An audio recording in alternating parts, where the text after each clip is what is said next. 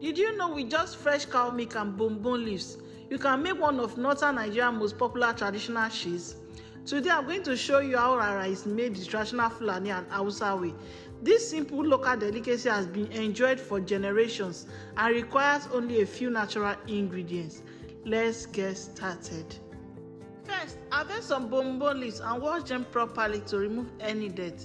After that, take off the leaves and then pound the stem until they become very soft and release their juice.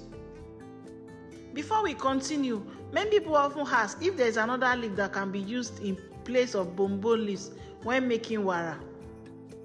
Traditionally, bumbun leaves are the most commonly used because they contain natural substances that can help fresh milk curdle and form cheese.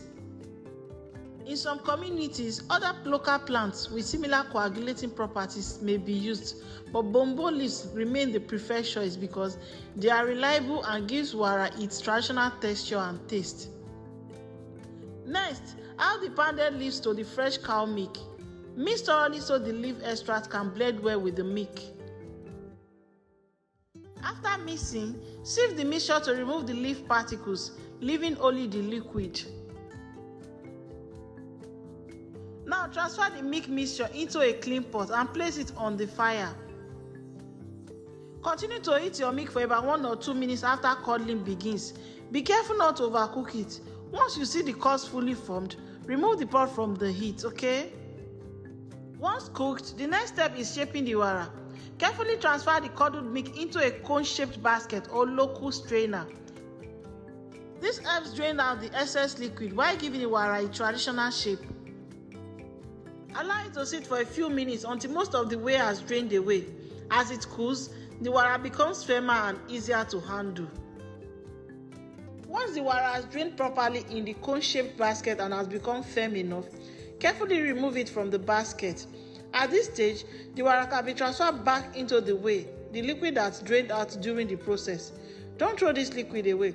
It is rich in nutrients, especially protein, and helps keep the wara fresh and moist. The wara can remain in the whey until it is ready to be eaten, sold, or used in other dishes.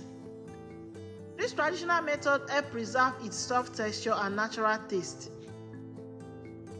And just like that, your homemade wara is ready to enjoy. Wara is a good source of protein and can be enjoyed in different ways.